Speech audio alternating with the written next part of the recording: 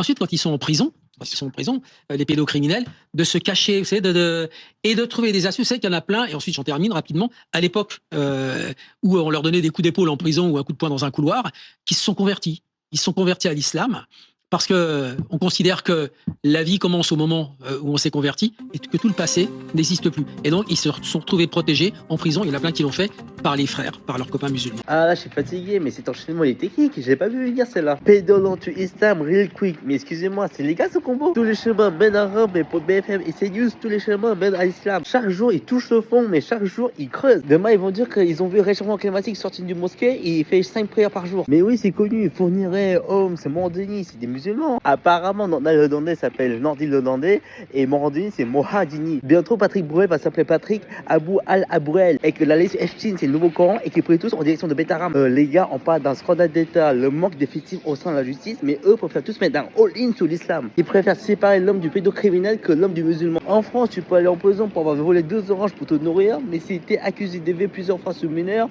t'as même pas besoin d'aller au comico. La justice française a 2 vitesses. D'un côté, la go face pour les casses après les victoires de PSG. Et de l'autre côté, pour la pédocriminalité, ils sont 400 000 euros. Ils comprennent pas pourquoi ça avance pas. Et t'as Darmanin qui a parlé d'un dysfonctionnement et a accusé la procureure de ne pas faire son taf pour protéger Léana. Alors je suis désolé, mais le vrai dysfonctionnement, c'est Darmanin au sein du ministère de la Justice alors qu'il est accusé de V. Et le mec, il connaît même pas les chiffres. Le nombre d'enfants violés chaque année, ils sont par les mêmes personnes récidivistes car ils ont bénéficié d'une remise de peine, de classement sans suite ou de non-lieu. Il est complètement incompétent. On dirait un stagiaire qui débarque dans une entreprise, mais au poste de CEO. Il cherche des dysfonctionnements au sein du système judiciaire. On dirait moi qu'il cherche à géolocaliser mon portable, mais avec mon portable. Je comprends pas, ça sonne pas, il y a personne au bout du fil. Darmanin, il y a une semaine, il savait même pas que les enfants n'étaient pas bien protégés en France, alors qu'il est ministre de la Justice. Gérald, c'est le genre de gars qui se prend un examen, mais qui a révisé le mauvais sujet. Bien entendu, t'es sec sur la pédocriminalité, vu que t'as révisé que l'islamophobie. En plus, il a osé se dédouaner.